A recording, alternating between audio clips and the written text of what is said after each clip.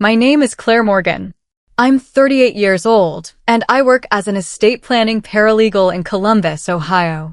My job has always revolved around helping people protect what matters after they're gone.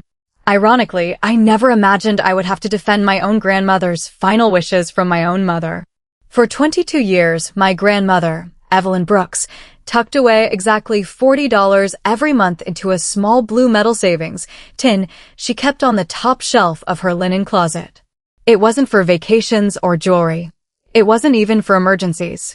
It was for one quiet promise she made to herself after Grandpa died in 2002. She wanted a simple burial beside him beneath a white granite marker engraved with a single lily, because lilies had grown along the fence behind the farmhouse where they raised their children. Every Sunday after church, she would polish that tiny engraved sample stone the cemetery had given her. She always smiled when she traced the carved lily with her thumb. "This flower reminds me," she'd whisper, "that love doesn't disappear. It simply grows somewhere we can't see." By the spring of 2026, everything had finally been arranged. The burial plot had been paid in full. The deed sat inside a cream-colored folder in my office safe. The headstone design had been approved. Grandma carried copies of every receipt inside a neat plastic envelope that looked as though she'd ironed it flat. Then, at exactly 10:17 a.m. on April 14th, my phone buzzed. My mother's name filled the screen. Her message contained only 11 words. "Found someone willing to buy Mom's cemetery plot. Excellent offer. Call me." I stared at the text for several seconds, convinced I'd misunderstood it. When I called, she answered before the second ring. Without hesitation, she said the sentence I would hear over and over during the following months. "The dead don't need anything. The living do." I laughed at first. Not because it was funny. Because sometimes your brain refuses to believe something cruel is actually happening. She calmly explained that cemetery property values had increased, and someone wanted Grandma's location because it sat beneath an old oak tree overlooking the lake. "It would be irresponsible to waste that money," she continued. Waste. That was the word she chose for 22 years of careful saving.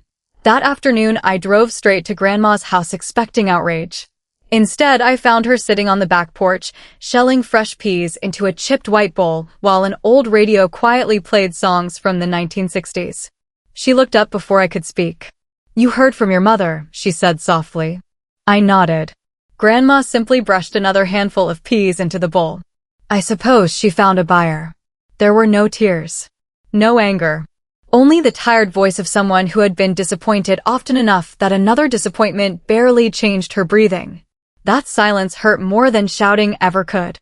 Looking back now, I realized this wasn't the first time my mother had measured love by market value. It was only the first time I finally stopped pretending not to notice. For years, our family had quietly ranked people by what they earned, what they owned, and what they could provide. My mother never announced those rules aloud, but everyone understood them. Expensive birthday gifts earned praise. Handmade ones earned polite smiles. Holidays became competitions disguised as traditions. I accepted that system because challenging it always seemed to make things worse. That was my failure. I wasn't just the granddaughter watching this happen. I had spent years helping normalize it through my silence. Here's what I didn't understand at 10:17 that morning, and what none of us could have imagined, was that months later the little stone engraved with Grandma's lily would be sitting alone on a worn wooden table, surrounded by complete strangers, waiting to decide what kind of family we were going to become. Here's what my mother didn't understand about that morning, or about the 22 years that came before it. She believed this story would end with paperwork. She had no idea it would become a measure of character instead. The first lesson I learned growing up in our family was that everything had a price. The second was that pretending otherwise only made people uncomfortable. My mother, Diane, admired things that could be appraised. She spoke about houses the way other people spoke about grandchildren. She could remember the selling price of every property on our street, but regularly forgot birthdays unless they appeared on her phone calendar. Grandma Evelyn remembered everything else. She knew that my favorite soup was tomato with extra basil because I'd once mentioned it during a rainy afternoon in 2011. She still kept the recipe cards Grandpa had written in faded blue ink, secured with a rubber band that should have broken years ago, but somehow never did. Every Christmas, she wrapped gifts in plain brown paper and tied them with cotton string because she insisted the wrapping should never cost more than what was inside. The carved lily became our quiet symbol without anyone formally deciding it would. Grandma embroidered tiny lilies onto kitchen towels. She pressed dried lily petals between the pages of her Bible. When she signed birthday cards, she added a little hand-drawn flower beside her name instead of buying decorative stationery. Mom always rolled her eyes. "You'd think flowers could solve everything," she'd say. Grandma would simply smile and continue stirring whatever was on the stove. Looking back, I realized those moments weren't harmless differences in personality. They were rehearsals for something much larger. And I helped normalize them. Whenever Mom dismissed Grandma's habits as old-fashioned or impractical, I usually changed the subject. When she joked that the cemetery plot was the most expensive piece of land Mom will never use, I forced an uncomfortable laugh instead of telling her to stop. Silence can become agreement if you practice it long enough. That truth is difficult to admit, especially when you're trying to convince yourself you are only keeping the peace. 3 days after Mom's first text, I decided to remove every possible misunderstanding. On April 17th at 9 a.m., I met Grandma at Maple Grove Memorial Cemetery. We sat across from Harold Jensen, the cemetery director, in his small office with its green filing cabinets and framed photographs of the grounds through every season. Harold reviewed every document one page at a time. The burial rights belonged solely to Grandma. The plot had been paid in full. The headstone design featuring the single engraved lily had already been approved.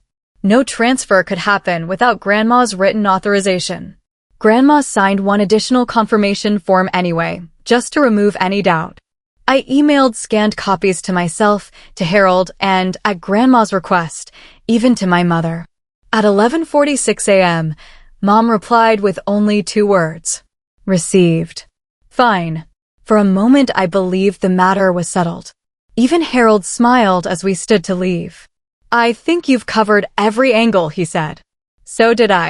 But as we walked toward the parking lot, Mom's SUV rolled slowly into the cemetery entrance. She stepped out wearing oversized sunglasses and carrying an expensive leather handbag that probably cost more than Grandma's monthly grocery budget. She looked toward the rows of white headstones, then back at us. With the same calm voice she'd used on the phone, she shrugged and repeated the sentence I should have recognized as a warning instead of a passing remark. "The dead don't need anything. The living do." Harold frowned. Grandma lowered her eyes to the small sample stone resting in her hands and gently brushed her thumb across the carved lily. No one argued. We simply watched Mom drive away. At the time, it felt like the conversation was over. In reality, it had only just begun. I went back to work the following Monday believing the signed documents had settled everything. My confidence lasted exactly 4 days. At 8:43 p.m. on Thursday, April 21st, my phone vibrated while I was sitting at my kitchen table. In front of me was the cream-colored folder containing Grandma's cemetery paperwork. Beside it sat her framed photograph from her 70th birthday, where she was laughing so hard that her reading glasses had slipped halfway down her nose. The text came from my cousin, Rachel. "Have you seen Facebook? Aunt I enlisted Grandma's burial plot through Heritage Memorial Brokers. There's already a buyer asking questions." My stomach dropped. Rachel attached 3 screenshots. There was the plot number, the cemetery name. The description called it a rare premium location beneath mature oak trees with lake views. Not once did it mention that a living woman had spent 22 years paying for it because she wanted to rest beside her husband. I called my mother immediately. She answered as though she had been expecting me. "You had no right," I said, struggling to keep my voice even. "I have every right to find practical solutions," she replied. "The plot isn't yours. It will save this family money. It belongs to Grandma." She sighed, almost impatiently.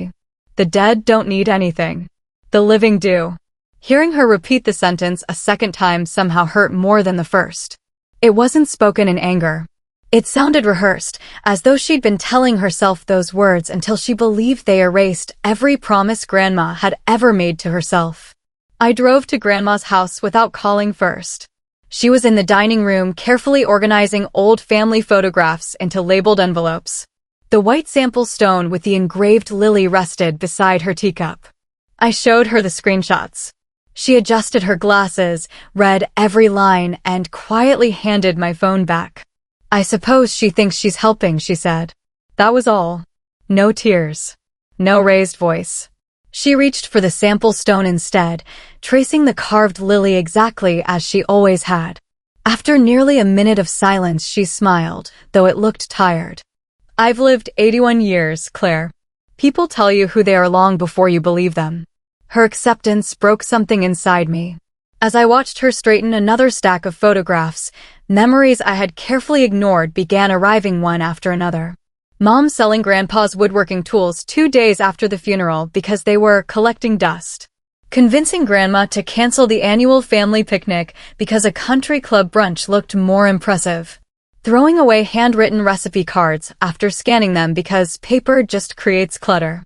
Every time, I had told myself there was no point arguing.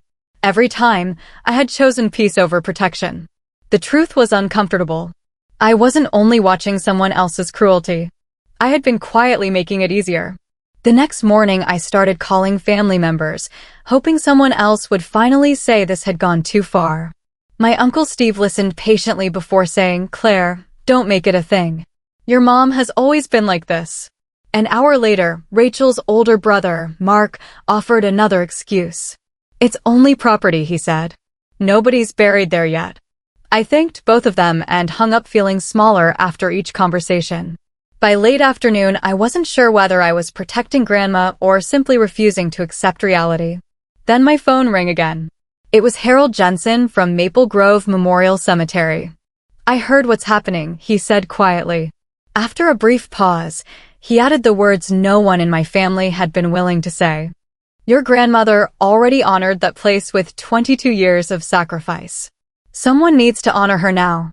For the first time since 8:43 p.m. the night before, I stopped wondering whether I was overreacting. I finally had permission to stop keeping the peace and start keeping my promise. Harold's words stayed with me all night. By sunrise, I understood something I should have realized years earlier. I couldn't negotiate respect from someone who believed everything had a price. At 7:15 a.m. on April 23rd, I called my mother one final time. "I don't want to fight," I told her. "If this is about money, I'll reimburse every dollar you think you're losing. I'll even cover the cemetery maintenance fees myself." Grandma keeps her plot exactly as she planned, and this ends here. She didn't hesitate. It was never about the maintenance. Then what is it about? "You don't understand how the world works, Claire." I waited. "The dead don't need anything. The living do." Then her voice became colder. "If you embarrass me over this, don't expect invitations to family holidays. Don't expect anyone to take your side. People remember who causes problems." For the first time in years, her threats sounded small instead of powerful. When the call ended, I opened my laptop and began writing. My first draft was fueled by anger. "If you try to steal Grandma's grave again, I'll make sure everyone knows exactly who you are." I deleted it. The second draft was even worse. "You're proving that money matters more to you than your own mother." Delete. Neither message would protect Grandma. They would only continue the argument on my mother's terms. So I started over. The version I finally sent at 9:42 a.m. was only 5 sentences long. Grandma's burial arrangements remain exactly as she chose. The cemetery has confirmed her legal rights, and I will support those wishes completely. Anyone who wants to honor her is welcome at the memorial gathering on May 14th at 2 p.m. There will be no further debate. I hope you'll come. Her reply arrived 12 minutes later. "Do whatever you want. Nothing more." The memorial gathering wasn't a funeral. Grandma was still alive, and she insisted on attending what she jokingly called her gratitude afternoon. She wanted to see the place she had worked so hard to secure and spend time with the people she loved while she could still laugh with them. On May 14th, 43 folding chairs circled the old oak tree overlooking the lake. Neighbors brought homemade pies.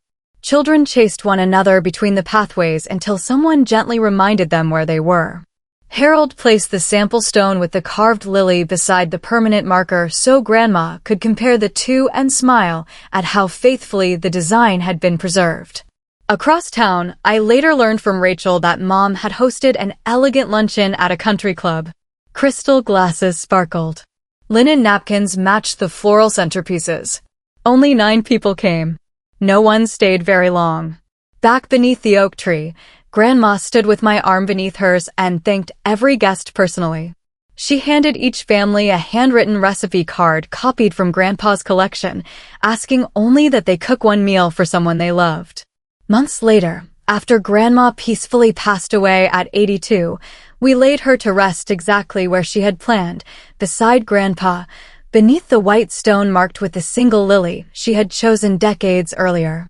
A week after the burial, Mom appeared at my front door without calling. I invited her inside, but finished making tea before sitting down.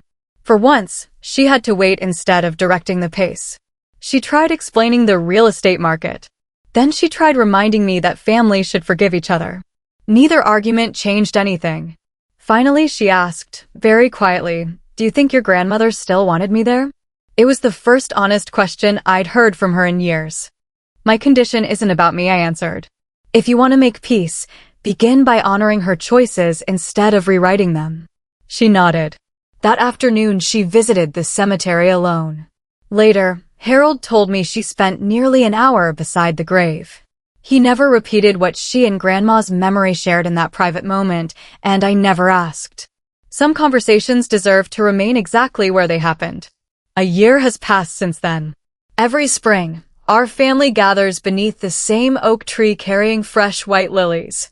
There is no seating chart. No one outranks anyone else. Mom arrives early now, quietly placing flowers beside the stone before helping unfold the chairs with everyone else. She never takes charge, and she never complains. The blue savings tin Grandma once filled sits on my bookshelf.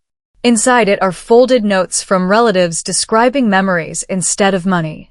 Every year we add another. Sometimes change isn't loud. Sometimes it's a woman laying a single white lily beside a grave she once tried to sell.